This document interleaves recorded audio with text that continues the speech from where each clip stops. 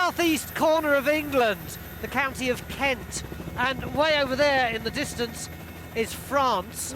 And in 1793, the French declared war on us. They started amassing a huge army way over there in Boulogne, and they ended up with 170,000 men. And what was our response? We began building a big fort right over there called Jeancliff Redoubt. And if the French had invaded, that would have been our front line. So what kind of fort was it? What was it like inside? And with that, could we have seen off the French? We've got just 3 days.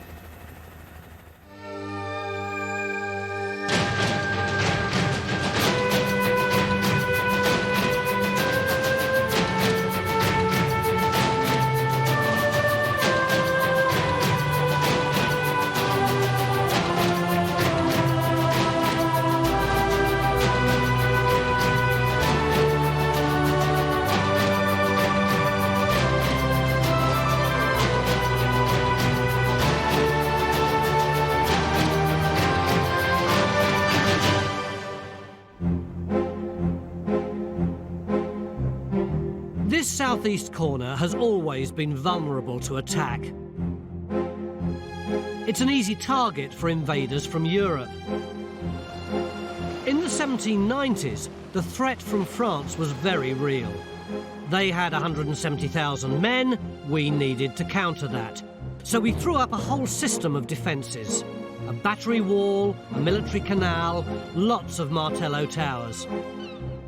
The redoubt itself was just one part of this.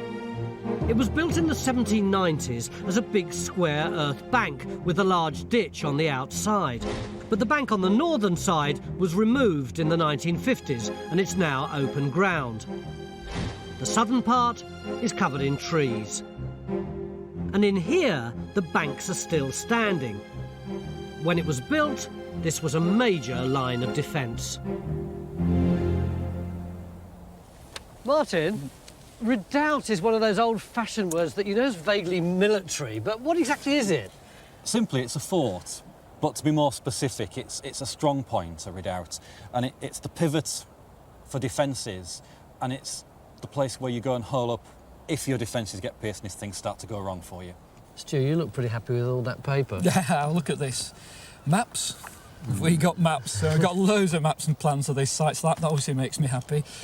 Specifically, we've got 2 maps of 1794 done by William Twiss, who's a military engineer who designed this site, and it shows ramparts and ditches and structures. But there are 2 of the same date, and there are differences between them. For instance, if you look at this one, it's got 2 circular structures, but this coloured one has these structures in the corner here, which this doesn't have. So, although we've got plans, there is obviously some uncertainties as to what's going on here. So how do we start, Mick? I mean, it just looks like wild scrubland now, doesn't it? Yeah, but we can do geophysics across that area, although the grass is pretty rank. But more of a problem is the woods over here, which covers half the site. So if we want to know about these buildings, I think we've got to send Stuart in on the end of a piece of string and let him have a ferret round and see whether he can locate any of these. So it's down to him, not geophys? Both. One problem with this place is all the maps. They're all different. The 2 architects' drawings done by Twiss in 1794 differ from each other. The first map from the 1830s is different again. We're hoping to work out from the evidence on the ground what buildings were actually put up here in the 1790s and how the banks were built. The northern banks have gone, and this is now all open ground.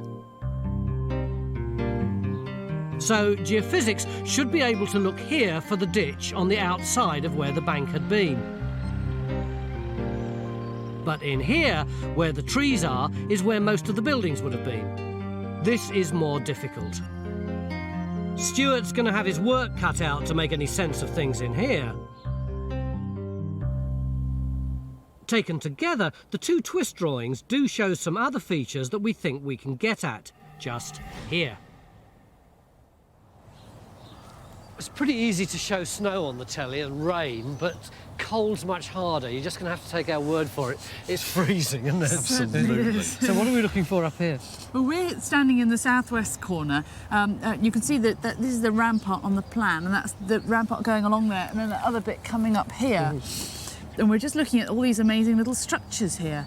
What do you think that might be? Well, it looks like a magazine, you know, the stores for the ammunition, the gunpowder, for possibly a cannon, because where we're standing looks the right sort of place to position a couple of cannons. So where do you think that is on the ground? It appears to be thrown forward of the ramparts, and I suspect that then means it's going to be buried. And it's right the other side of the ditch, so it's going to be a really long way down from where we are. And so this, what that looks like, is actually a tunnel. And I think if you come around here, Yeah. see how well preserved this is? It looks like there could easily be an entrance to the tunnel here. All we'd have to do is cut it back and it should be there ready and waiting for So us. shall we get the people in to sort that out? Yeah, definitely. In this southwest corner, we've got 3 targets.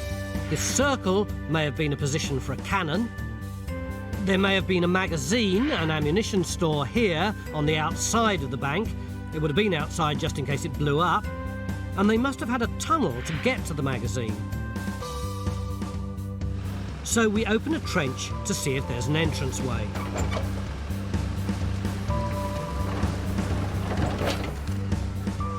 On top of the bank, Geophys can get radar in to see if there was a cannon position here.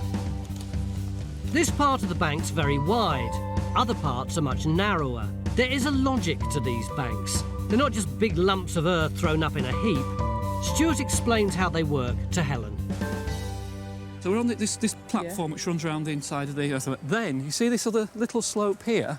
Yeah. If I just walk up it, that bit there, Yeah. then there's another level area. Oh, it's That- hard to see. It's presumably it's easier to feel as you walk. Yeah, you can see you're going up now, and then you're onto a. Oh, and there it levels off. Yeah, Yes. so what you're on now is the fire Yeah, step. So it's about this big. That's the yeah. next white bit on this plan. Right. So and then there's a bank beyond, and then it drops off really massively. So the idea that the musketeers who might defend this, if musketeers is the right technical Yeah. term, they can load down here in safety. Uh-huh. They can go all the way around the fort on this platform. They can run from one bit to the other. Mm-hmm. They can go up onto the fire step. Uh-huh. Yeah, bang. Bang, bang, bang. Drop back down. You can reload in safety if you need to, and if you need to move around the fort, you know, you Oh, can yeah. sort of run off down the platform. And the whole idea is to be able to get round the defence, fire over, drop back down, perfectly well protected here. Nobody can shoot over this. So it's a great defensive system and actually very simple. Yeah, you look very heroic. Oh, thank you. Down the slope where Matt's looking for some sort of entranceway to a tunnel, the early signs are good. We've got another bit there, and a big one there, and a little bit seems to be coming over that way. Yeah, if you actually, I mean, I have faith in everything. Almost Almost. coming up. Yeah, it could be a line there. Could be the beginnings of an entrance or something, couldn't it? Possibly. And if you move over just a little Well, bit, let's see. My faith isn't that strong. okay. Back out in the open area, we're geophysing. It's a big space and it'll take a while. This is the part that's now open space. The banks are cut off in 2 places, here and here. In this spot, there's a ready-made cross-section. All we have to do is clean it up and cut it back, and it could give us an idea of how it was actually built. We start to clear it.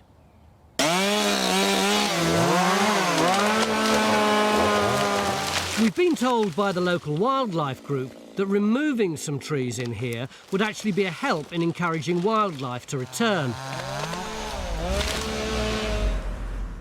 Back in the 1790s, though, what was actually happening here and in Europe? I think it's a period of great change, you know. It's the period of in the middle of the Industrial Revolution for a start. Yeah.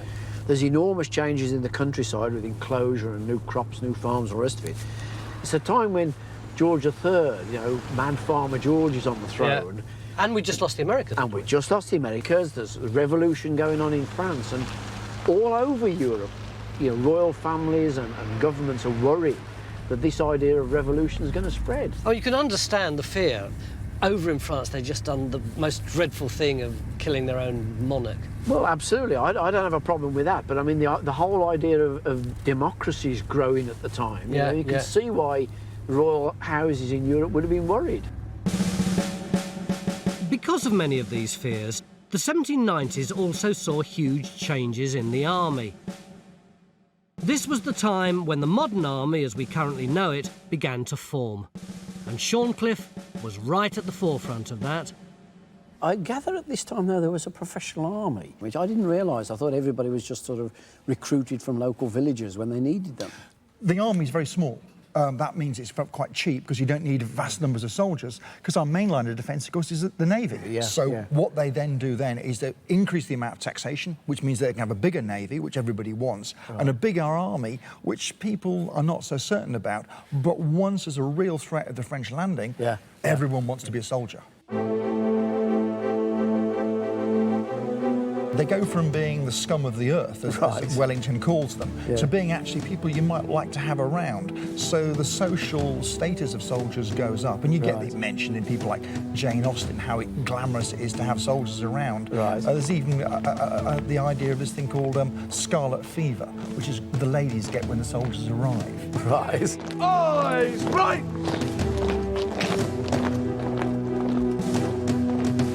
In the northern part of the site, the open area, John has now geophysed the edges. He was looking for the ditch on the outside of the bank. Look, these are the magnetic results. The red is the really strong responses. We've got this clear band curving round.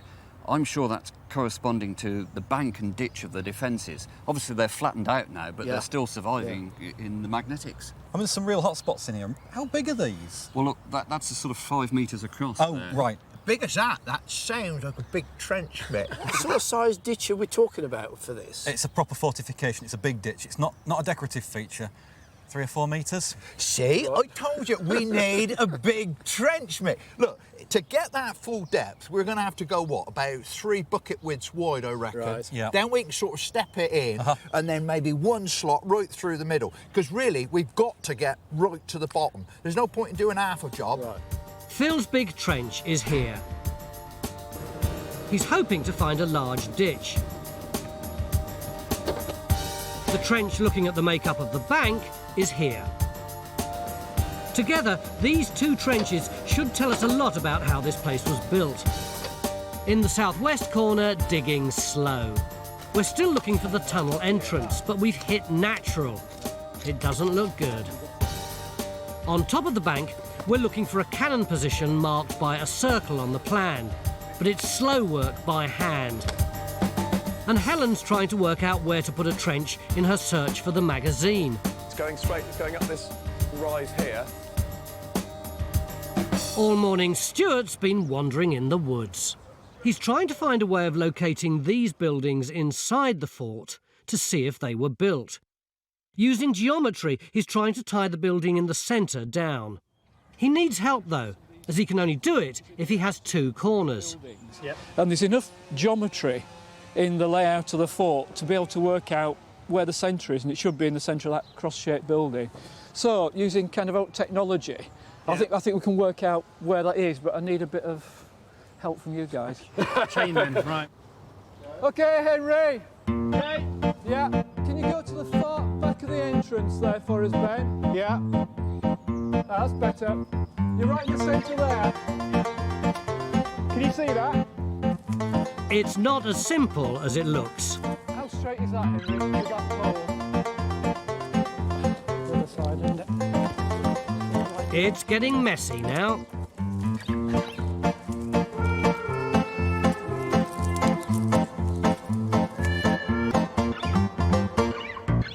Oh, a way to go yet, Henry. How far have we got? About halfway. It's been bitterly cold all day. Reluctantly, we take refuge. There you go, Tony.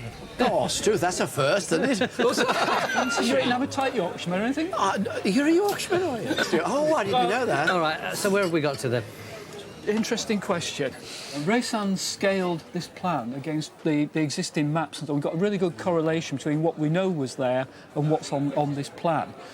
And what it's thrown up is quite interesting. Helen's already put or marked out a trench just down here, haven't you? Yeah, it's a really good lump and bump. But it falls sort of in no man's land, according to the scaled plan. It's somewhere about there. Well, that's completely in the wrong place. If we want to hit the corner of that magazine there, then we're going to have to measure out 46 metres from the base of that rampart to that corner, which is a lot further out than That's where you miles. are now, isn't it? Yeah. We can go further out out there than you've got that marked out, can't we? Yeah, but it's miles down the slope. There's no flat area. I wouldn't have thought. What we should do is measure 46 metres out tomorrow and see and where it check, takes. yes. But at least there's some ground to play with. Yeah, no road or compound or anything like that. Talking about planned and built also raises the question of what's happening in the interior and the arrangement of buildings out there. Have you any thoughts on that? Oh, this is really good because this is where, on the inside, we've got half the area's full of trees on this side and then the other area's open. But this central building that's shown on this map, that area is under the trees. And I've marked out exactly where the centre of that building is. So if we can locate something in that area, then it'll help us radiate out and identify these other buildings. So this is really promising in there. So it's been a really satisfying day. After 156 programmes, we've had Stuart's first round. And tomorrow we're going to get right down into the middle of the redoubt. Cheers. It's your round next. You might have to wait 14 years for it, though. Join a thriving worldwide community of Time Team fans on Patreon. Our new target is to reach 15,000 worldwide supporters on Patreon by the end of 2025. This will enable us to continue expanding the Time Team world with more digs and greater access than ever before.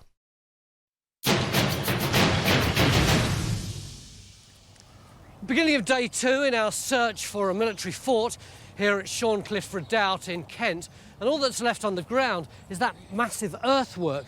But yesterday, Helen was looking for the underground explosives store, the magazine, which is this thing here. And she reckoned that it would be round about here somewhere. But since then, Stuart's been doing some pondering and some measuring, and he reckons that it would have been way down there at the bottom of that bank, in which case this whole structure would have been absolutely huge. In fact, it's 46 metres from the base of the bank to the edge of where we think the magazine might have been. It would have been built underground in case the explosives inside blew up. So, before digging the trench, we start to clear the brush away.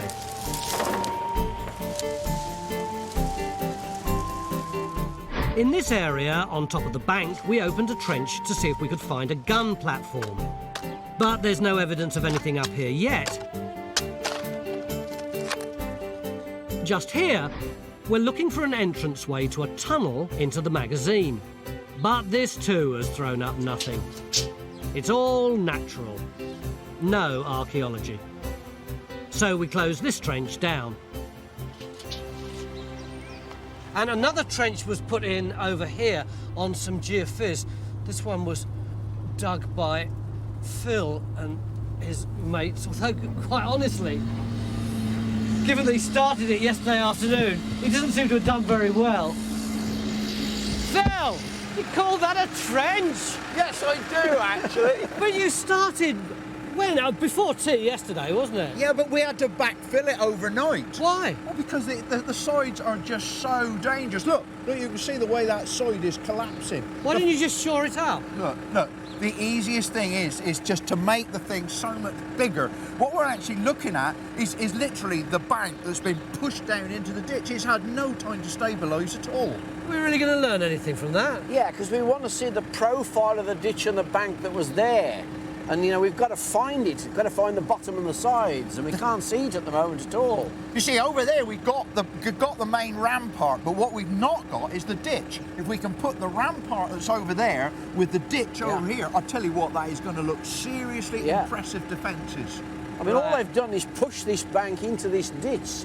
The two is all mixed up together. You know, we don't know what the original ditch looked like here, do we, at all? OK.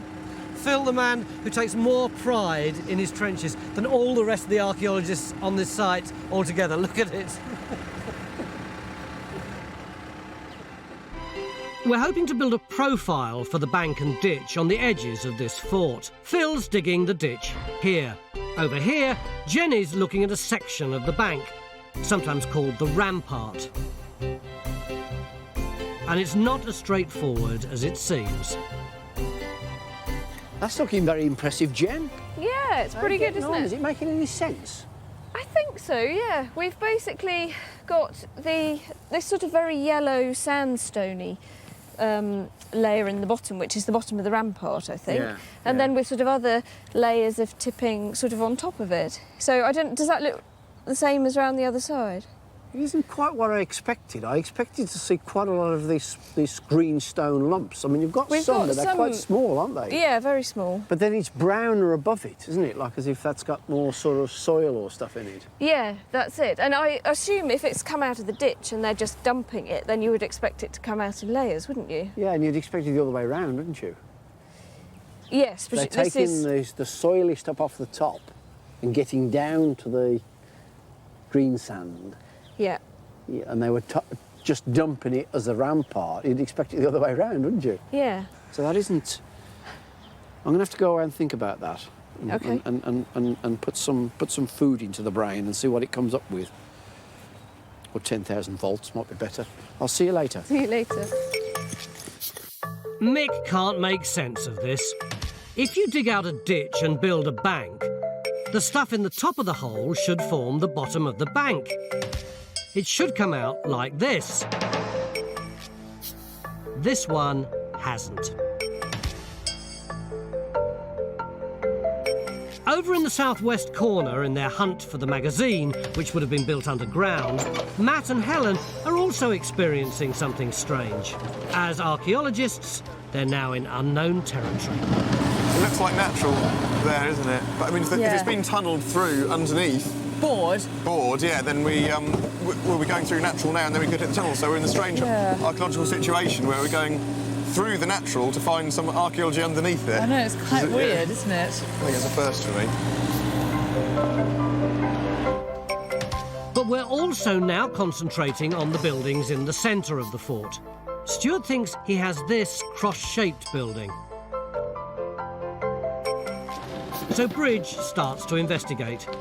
If she finds this building, we may be able to target others based on where the centre is. We've been talking about this place as the Great Redoubt, the fort, the ultimate protection against invasion by 170,000 Frenchmen from across the water. But honestly, when I look at that little hill, I have to tell you, when I was 8, I used to cycle down slopes more steep than that with my trainers. It's not some sort of sandcastle on the beach, this. I mean, it's not got all the whistles and bells of a fort like Chatham or somewhere. But it's really well built. Yeah, it may be well built, but it's incy-wincy, isn't it? What I think you should do is go and get Johnny Frog's view. Go down the bottom of that hill. Go on. You're feeling a bit less sort of clever about going down there on your bike now as well. No, it's just slightly steeper than I thought. Yeah. I wish I got my training wheels on. This thing, you know, people talk about archaeology making statements in the landscape. Yeah. The statement this place is making is, come and have a go if you think you're hard enough. No, c'est formidable. Ah. I will return to France. Tout de suite. Point taken. And your emperor as well, yeah. On top of the bank, we've got good news. We're finding military material. Well, I'm hoping that you're going to tell me that that's a cannonball. I think I probably am. It's an iron ball, it's a bit mangled. This obviously is not from a 24-pounder, which are the size of a football. This is from a much smaller piece, or even a wall gun on a tripod that would be run around to points of danger and used to fire down at approaching enemy troops. It still looks quite lethal, though. Ideally, you make them bounce off the ground and they go up through a column of troops starting at knee height and coming off the top at head height. It would make a real mess of you, yeah. I'm still quite happy, though. I am overjoyed. And there's more. Down by Helen, the metal detectorists have come up with something. Gavin's just found it on the surface. It's got a broken loop on the back, so clearly it's a button. And isn't it in amazing condition? It's lovely, isn't it? Yeah, 52 in the middle and Oxfordshire around the bottom. 52nd Light Infantry, or the Oxfordshire Light Infantry, and they're here in 1803. That's brilliant. It's great, isn't it? And the other really nice thing is it's silvered. Yeah, it's very shiny. Yeah, so that's an officer's button. Cool. He would have had to have paid for that and his rather better uniform with all his own money. This button was from the 52nd Oxfordshire Regiment. They were based here in 1803. By that time, Shorncliffe was undergoing massive change. The French still hadn't attacked, and we were upgrading our defences. Along the coast, 74 Martello towers were built. A 28-mile-long military canal was also constructed. Shorncliffe Redoubt's purpose had changed. General Sir John Moore arrived and set up the Green Jackets, the 95th Rifles Brigade. He brought about a major change in thinking in how the army fought. While Moore was here, this place was awash with soldiers learning new skills. And the key was the introduction of the rifle. That's quite impressive. It certainly was. Well, one thing I noticed straight away, of course, was that they've got two different sorts of uniforms on. Why is that? Well, we've got line infantry who wear the red uniform in the same way as the French army would wear blue to ensure that we can distinguish each other in battle, because the smoke would very quickly obscure. But at this end, we've got riflemen, and they're an innovation, really, which come in with this weapon, developed by Ezekiel Baker, and it has grooves cut in the barrel. They grip the ball, unlike the common musket, which is smooth. This means that the ball goes further and a soldier can actually hit a target at a longer range, about 280 yards. And all armies had these clouds of skirmishers, men who went ahead of the line. We call them rifles, and they wear green because their job isn't to form a solid line that we see there, but just like we've got there, they skirmish ahead of the army and with a longer range, picking enemy officers, enemy standard bearers, doing a lot of damage as they advance, allowing them the line to form up and then be able to then deliver close range volley firing. So it's a combination of tactics. Can I have a go? I don't see why not. Is this safe? It is, yeah, that's not, it's loaded but not. So like this? No, it's going to be in your other shoulder. There's no such thing as a left-handed musket, I'm afraid. It's going to have to be in there. Right. All right, and then you're going to put it in nice and tight and support it. When you're ready, you just bring it back to full cock. Look down the barrel, aim at your target. 1, 2, 3, fire. There we are. I think I got a Frenchie, sir. Certainly did. This change in tactics was to lead to Sir John Moore being thought of as the father of the modern British Army. Because even today, the army still uses crack soldiers, skilled riflemen, working ahead of other troops in the field. In the centre of the woods, Bridge is looking for the cross-shaped building on the plan. She's now hit a white surface, which looks encouraging. But it's still too early to say what it might be. Out here, though, where Phil's looking for the ditch that would have surrounded the whole site, he thinks he's found it. And it's deep. 5.5 metres to there. So allowing, I mean, that isn't far off. That's got to be 5 metres deep. But that's a hell of a ditch. Hell of a ditch. You imagine the rampart up there as well. From some up there, right up there. It's a hell of a vertical height. It really is. You don't want to have to charge up that, do you? Taking Phil's ditch and Jenny's bank, we can now see how big the defences were here. Stretching 5 metres high and 5 metres deep. So 10 metres from the bottom of the ditch to the top of the bank. That's 30 feet in old money. There's no way I'd ride my bike down that. We've applied 10,000 volts to Mick's brain, and he now seems to have a better idea as to how this structure was actually built. I don't know if you realise quite how daft you've been looking all day, but you've been wandering around these ramparts, scratching your head, looking quite grouchy. What's been going on? Well, I felt very confused by, you know, the ideas I had yesterday seemed perfectly all right, and then today I've had to revise them. So what do you think it is now? Jen's trench is the clue to this, really. What they did was they probably stripped the turf off the whole area and stacked it to one side. And then they were going to get the material out of a ditch. But of course the top material is the soil and the earth and the humic material. They must have stacked that on one side, because what they're actually after is the green sand and the green sand blocks in the bottom, because that forms the core of the rampart. So they put that in first, and then they put the soil that they got off the top on top of that to sort of, you know, reinforce it. They probably put wickerwork and stuff down as well. And they might have actually put the turfs in the edge to retain it. And then what Jen's section showed was that there's actually several layers of that. So they put a layer of sand in, layer of turf, and they keep building it up like that. It isn't just a dump of sand and a dump of soil and so on. It's actually very carefully put together. Yeah. And they must have been really quite clever how they did it, and they must have thought it out, or they knew that this was the properties of the stuff in order to get those layers and consolidate it. So it's actually quite an impressive structure.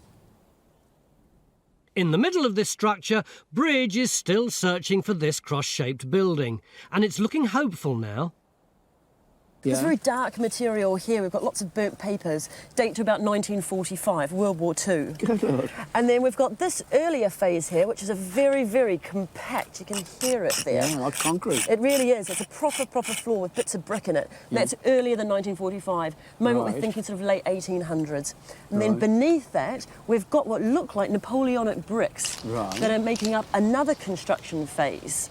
But we just don't know what that is at the moment. So we don't know if that's a wall or anything yet, then? We don't. I mean, we can see it extending here, so it seems to be doing a bit of a dog leg in that direction. And we've got the earliest phase here down, and it's this rammed chalk with gravels. So this would be a foundation for something above. They've made a real solid foundation for it. Yeah, and if you can see it going straight up the trench there, it looks like we've possibly got natural on this side, and we've got the chalk on this phase of that building. So this is the foundations of that cross-shaped building on the plan, then? Well, that's what we're hoping, yeah. Right.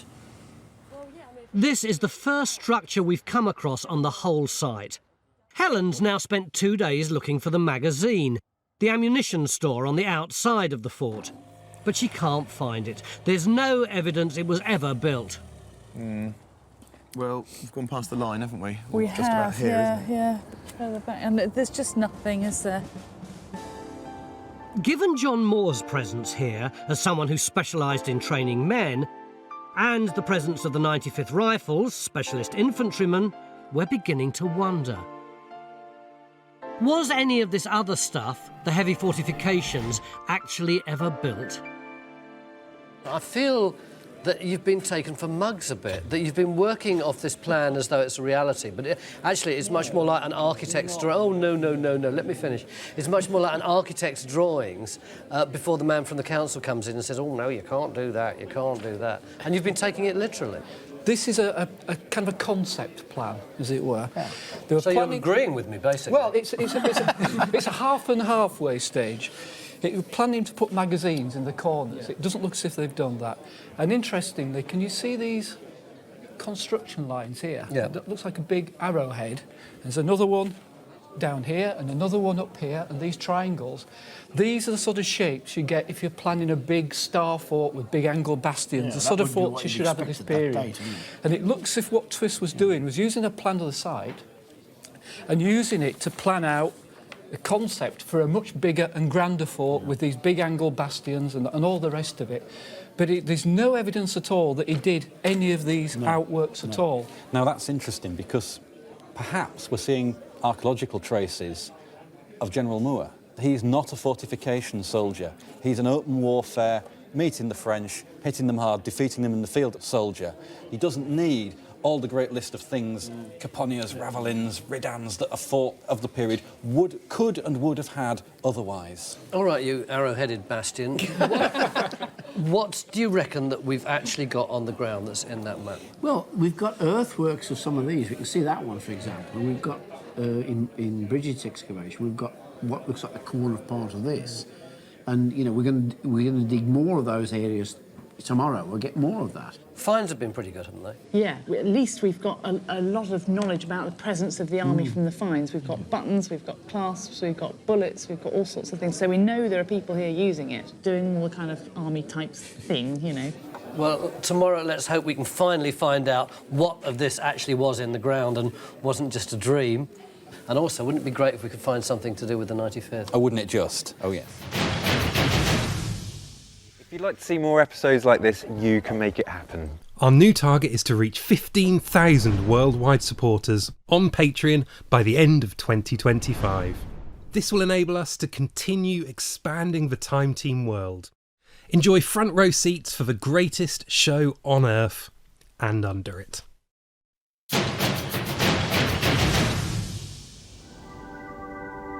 It's the beginning of day 3 in our search for the earliest structures of Shorncliffe Redoubt in Kent.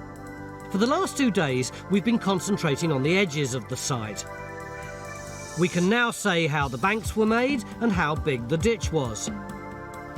But there's no sign of a tunnel entrance, no sign of cannon positions, and no sign where Helen was of a magazine.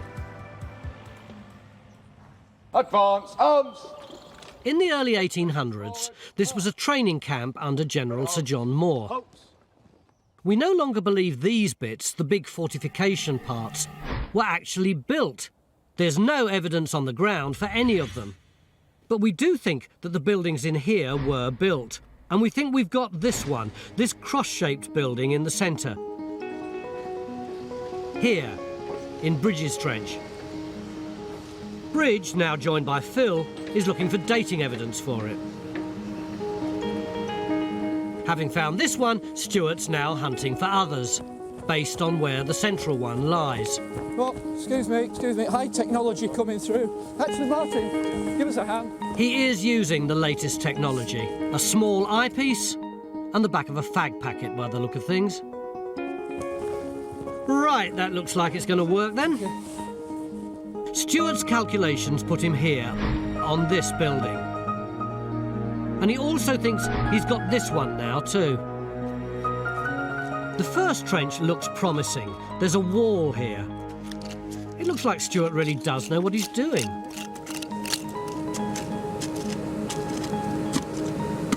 There we go.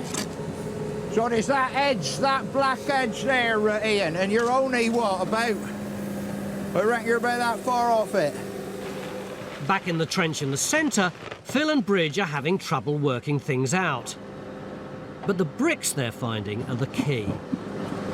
See, that is a handmade brick. Look, it's smoothed on all sides. In fact, it's reused because, look, that's the earlier mortar, that yellowy stuff. And then this is where it's been built in with a later cement mortar. And very noticeably, there's no frog in it. No, it's not a like frog brick. This one down here, where it's well, look, very shallow. Here's a real frog brick. Oh, that, yeah. See, that's a really late one. It's even got the name on it, look. This brick is frogged. It's got this dip in the side. This practice started in the early 1800s. Anything without a frog, anything solid, could have been made earlier. So the bricks Phil's finding are from the late 1700s, when this place was built.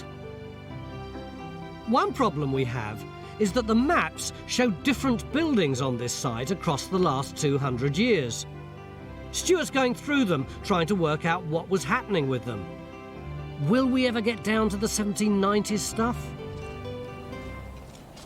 The upside of this kind of temperature is that everyone's working really hard because it's the only way it can stay warm. Raksha, how are we getting on here? Well, we're doing great guns here. Currently have 2 phases of building. There's a 1930s wall coming through, and we also have walls of an earlier stable, which should be mid-19th century. We haven't quite yet found Twiss's earlier building, but those cobbles are looking quite promising. Excellent, so we might have Twiss in there after all. Helen, you've got a trench here, haven't you? Yep. And it's absolutely full of demolished building, but it's all 20th century at the moment, and I don't know where this earlier building is. It's supposed to be in the trees, not here yet. But you think you may have a bit of Twiss here? Hoping still. Right, well, that's not the trench where we're hoping that we'll get the big discovery. That's down here. Jess, can I come in your trench? Oh, nearly broke my neck then. Right, Phil, come over here. Hang on it. Now, I know that at some time, where are you? I know at some time we had lots of different layers of occupation, didn't we? Have we sorted those out yet? We're getting there, we really are getting there. I mean, we still think this could be Napoleonic, these surfaces. We're still not 100% certain, but we could well be looking at Napoleonic levels here. What we're certainly looking at here is we've finally got solid brick walls. And here would have been one wall, that's been robbed out. But here and over here, we've actually got walls which are part of the structure. And are you sure that it's late 18th, early 19th century? Yes, because you see these bricks here have got a frog in them. They're not a well-developed frog. You see that slight dishing in the top of the brick? Yeah, yeah, yeah. These are some of the first bricks that would have had frogs in them. And over there, we could well be into the main range. That's a heck of a mess up there, isn't it? Yeah, I know, we're sorting that out. See you later. One big positive here is the finds. We found lots of military material, buttons, bullets, even a programme for a boxing match in World War II. Most of this, though, was found on the edges of the site. There's very little from the inside. In Phil's trench, we're still investigating this floor. We think it's from the 1790s, and so far it's the only part of the site that we think may be from the original Twiss plan. We're still looking for definitive evidence of that. It's difficult, though, with all the different layers coming through. Do you think that's concrete in it? No, I don't think so. That's stone. Let's have a... No, this is this local stone. We've been seeing it all around the place. It's got That's a lot concrete. Do you think so? Hey? I don't think so. Well, look, it's got little stones in it, little stones. Look, and look. There's even a layer. Look, there's a little skim on the outside of it. You do get bending though on stone, don't you?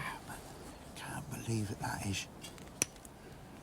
Look at that. It's got to be that. Look at these inclusions. Yeah, you're in right. it. That is. It's got these inclusions. That's concrete. Well, that's disappointing, Phil. Well, I know it's disappointing, but it doesn't change the fact. It could actually be an old wall with a concrete face on it. Still could be quite old. You convinced now then, are you? Well, yeah, I am now, yeah. Let's get on and take the rest of this wall out. Go on. The walls we're coming across, here where Rakshar is, and here where Phil is, are all later than we'd hoped.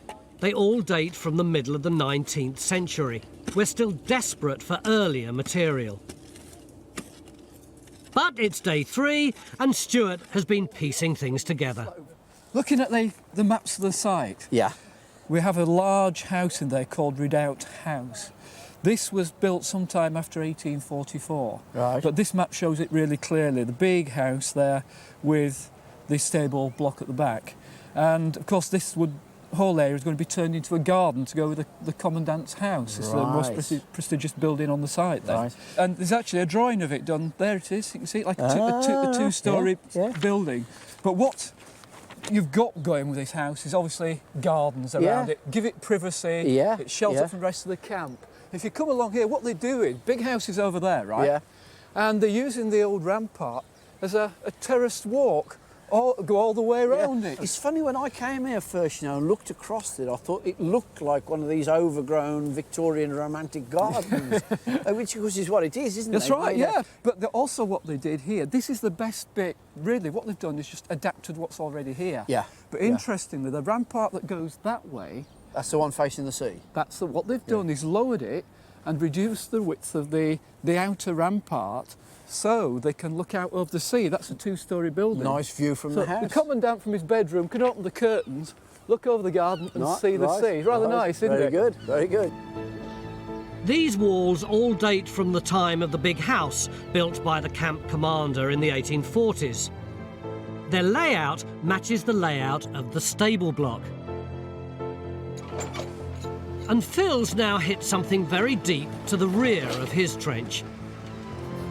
It turns out to be a cellar, again from the big house. I find it so frustrating. We've been freezing ourselves all day trying to get to grips with this military site, and we come down on a posh house complete with lovely little rectangular rooms. Well, this is a military building. It just happens to be the house of the camp commander. He's chief honcho. In 1844, they've got rid of all the barracks and the guard rooms, swept out the internal area of this redoubt, and this becomes a big garden with a big fancy house in it. These are the cellars of the main wing of the house, and that's the back of it going that way. Yep. It's a smart place. They even reduced the height of the rampart so you can see out to sea from his upper balcony, and they put a balustrade around the top. They sweep away what was there before to put this house in. So how come we've got so much evidence of that period, whereas the period that we came here to look at has virtually completely disappeared? Well, I think what you found from the maps really shows it, doesn't it? That you know, the whole lot is cleared out, planed off, and then they start again. And they've done that on probably 3 occasions on this site. And we were learning this about the sort of 18th, 19th, 20th centuries, you know, that there are some people with enough power and money and everything to get a complete landscape altered. I thought it was the kings and queens and aristocrats who did that, though. Well, yeah, but the military is another aspect, isn't it? It's part of the arm of government. It's got the labour to do it. And it's certainly got the labour, because, you know, if you don't employ the soldiers to do it, you get them to whitewash the coal, don't you? You've got to keep them occupied. So they might as well do a bit of land clearance and make a posh house. Absolutely. Yeah. At least we've got the early floor, or do we? It wouldn't be Time Team without a last-minute hitch on day 3. For the last day and a half, we've been staring at this white floor, assuming that it was Napoleonic. But now a crisis seems to have hit, and Phil's staring down at that little hole. There's no crisis at all. This gravel here is the actual foundation of the Commandant's house. Now, if you look, this white material actually sits on top of the gravel of the foundations of the Commandant's house. So this white material has got to be later than the foundations of the Commandant's house. It cannot be Napoleonic. Well, that might not be much of a crisis to you, but for me, it means that every bit of evidence that we've got for the early phase of this place has completely disappeared. Oh, no. We knew it had a racking... Yeah, but we didn't know how it was built and what it looked like. No, we know the story. I could see it from the hotel window. As it looks now. We wanted to see what survived the Twissa's time. We've got Twissa's plan. We've shown that the ramparts were built exactly as they're shown here. We've shown what wasn't built. We've got buildings in here. We've got the same footprint of those buildings shown in 1834, nearly 40 years later. But there's clearly been a lot of alterations, additions and demolitions, but it's basically the same plan, isn't it? These buildings were here. We've got the evidence they were here. OK, we may have the written evidence that they were here, but is there one jot of evidence archaeologically in the ground that there was something here in the late 18th, early 19th century? Yes, I believe there is. What we've got are handmade bricks. Now, those are certainly got to be late 18th, early 19th century bricks. Could have come from somewhere else. And they could have come from somewhere else, but if you've got brick-built buildings on the site, what's the point of bringing bricks in? You've got more bricks than you want. You reuse them. I mean, you want to see the evidence in the ground, Tony. You can't find archaeology in the ground if the ground itself has gone. Fire! Cover, reload! I'm standing in what was Britain's first response to the French threat of invasion. A massive earthen fortress that would have dominated the skyline. We haven't found any evidence of the grandiose improvements that were planned for it, but that must have suited Sir John Moore really fine, because he believed that an army with superior weapons and tactics didn't need to hide behind huge fortifications, and he put his theory to the test right here, making this the birthplace of the modern British Army.